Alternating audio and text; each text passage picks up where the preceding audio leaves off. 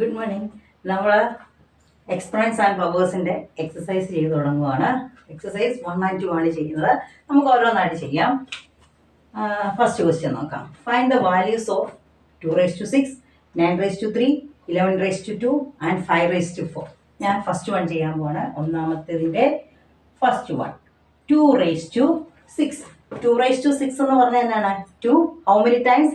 6 times. Okay, 2 into 2 into 2 into 2 into ഇപ്പം എത്രയായി? 2, 4. എന്ത് ചെയ്യണം? ഇത് വെറുതെ നിങ്ങൾക്ക് മൾട്ടിപ്ലൈ ചെയ്യുക. 2 into 2 4, 4 into 2 8, 8 into 2 16, 16 into 2 32, 32 into 2 64. ഇതൊക്കെ നിങ്ങൾക്ക് സിമ്പിളായിട്ട് ഇതിനകത്ത് വേറെ ഒന്നും ചെയ്യാനില്ല. മൾട്ടിപ്ലിക്കേഷനൊക്കെ നിങ്ങൾ പഠിച്ചതാണ്. അപ്പോൾ അതങ്ങനെ ചെയ്താൽ മതി. Second question 9⁻3.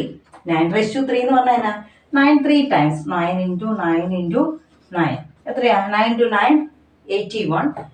81 ഇൻറ്റു 9 നിങ്ങൾക്ക് അറിയത്തില്ലെങ്കിൽ നിങ്ങൾ ഇതുപോലെ മൾട്ടിപ്ലിക്കേഷൻ ഒന്നും പറയേണ്ട ആവശ്യമില്ല.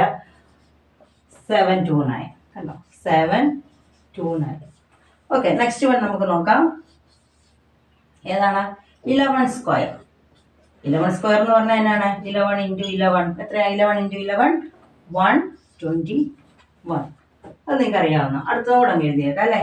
Fourth one 5⁻4. 5⁻4 എന്ന് പറഞ്ഞാൽ 5 ഇൻറ്റു 5 ഇൻറ്റു 5 ഇൻറ്റു 5. 5 ഇൻറ്റു 5 25. ഇവിടെ 5 ഇൻറ്റു 5 25. 25 25 625. ഇത്രയേ ഉള്ളൂ. ചെയ്യാമല്ലോ. സിമ്പിളായിട്ടുള്ളതാണ്. അപ്പം ഇനി ഒന്നുമില്ല, മൾട്ടിപ്ലിക്കേഷൻ മാത്രം. ചാപ്റ്റർ സിമ്പിളാണ്. നിങ്ങൾക്ക് കുറച്ച് മൾട്ടിപ്ലൈ ചെയ്യുമ്പം ശ്രദ്ധിച്ച് ചെയ്യുക. അത്രയേ ഉള്ളൂ. നമുക്കിനി അതിൻ്റെ ബി പാർട്ട് ഓരോന്നായിട്ട് നോക്കാം. Second question express the following in exponential form. Exponential ഫോമിലാക്കാൻ നിങ്ങൾക്ക് അറിയാം. അതിൻ്റെ ഫസ്റ്റ് വൺ എഴുതാൻ പോവാണ്. 6 ഇൻറ്റു 6 ഇൻറ്റു 6 ഇൻറ്റു 6. എങ്ങനെ എക്സ്പൊണൻഷ്യൽ ഫോം എഴുതും? എത്ര 6 ഉണ്ട്? 1 2 3 4. 6 ആയിരിക്കും ബേസ്. 4 ഉള്ളത് കൊണ്ട് അത് മേളിലോട്ട് എഴുതി. ഇതാണ് എക്സ്പൊണൻഷ്യൽ ഫോം. നമ്മൾ പഠിച്ചില്ലേ? ആദ്യം എത്ര 6 ഉണ്ടെന്ന് നോക്കുക. 4 4 6 ഉണ്ട്. അപ്പോൾ 6⁻4. അങ്ങനെയല്ലേ നമ്മൾ പറയുന്നത്? 6 ബേസ് ആയിരിക്കും. 4 is the exponential. 6⁻4 is the exponential form. Second one നോക്കാം. T into T. എന്താ ടി ഇൻറ്റു ടി എന്ന് പറഞ്ഞാൽ? ടി എത്ര പ്രാവശ്യം?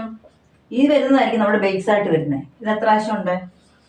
t⁻2 അല്ലെങ്കിൽ നമ്മൾ 2ന് വേറെ വരും. T square. തേർഡ് വൺ ചെയ്യാം. B into B into B into B. നമ്മളിവിടെ ബേസ് ഏതായിട്ട് വരും? ബി ആയിരിക്കും ബേസ്. എക്സ്പൊണൻഷ്യൽ ഫോം എഴുതുമ്പോൾ ബേസ് ഉണ്ടായിരിക്കും, ഒരു പവർ ഉണ്ടായിരിക്കും.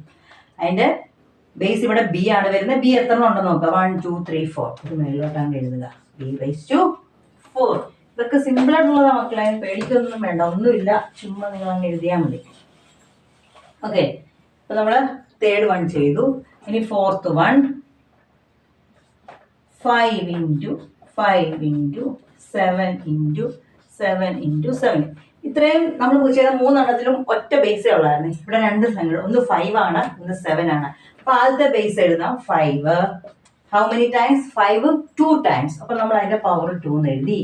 ഇൻറ്റു ഇടണം, ചുമ്മാ എഴുതിയാൽ പോരാ. ഇൻറ്റു ഇനി അടുത്ത ബേസ് എത്രയാണ്? 7. 7 എത്ര എണ്ണം ഉണ്ട്? 3 എണ്ണം. ഇത്രയുള്ള എക്സ്പൊണൻഷ്യൽ ഫോം. ഓരോന്ന് എത്ര എണ്ണം ഉണ്ടെന്നങ്ങ് എടുത്ത് എഴുതുക. അതിൻ്റെ ബേസ് എടുത്തിട്ട് എഴുതുക. അടുത്ത fifth one 2 into 2 into A into A. ഇവിടെ 2 എണ്ണം ഉണ്ട്. 2 ഉണ്ട്, എയും ഉണ്ട്. 2 ആദ്യത്തെ ബേസ് 2. എത്ര എണ്ണം ഉണ്ട്? 2. പിന്നെ 2 സ്ക്വയർ ഇൻറ്റു അടുത്ത ബേസ് എ. അത് എത്ര എണ്ണം ഉണ്ട്? 2. അപ്പോൾ എന്താ പറയും? 2 square into A square. Okay, sixth one A into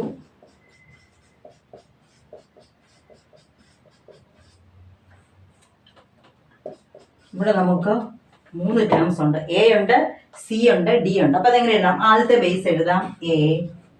എത്ര എണ്ണമാണ്? 1 2 3 3. അടുത്ത ബേസ് എഴുതാം സി. അത് എത്ര എണ്ണം ഉണ്ട്? 4 എണ്ണം ഉണ്ട്. അടുത്ത ബേസ് എഴുതാം ഡി. അത് ഒരെണ്ണേ ഉള്ളൂ. ഒരെണ്ണം നമുക്ക് പ്രത്യേകിച്ച് നമ്മൾ എഴുതേണ്ട ആവശ്യമില്ല. ഇത് മനസ്സിലായോ? ഇത്രയേ ഉള്ളൂ. എക്സ്പോണൻഷ്യൽ ഫോം ഒക്കെ എഴുതാൻ എന്തൊരു എളുപ്പം അല്ലേ? ഒന്നുമില്ല. അപ്പോൾ എല്ലാവരും ചെയ്ത് നോക്കണം. ഓക്കെ മക്കളെ, താങ്ക് യു.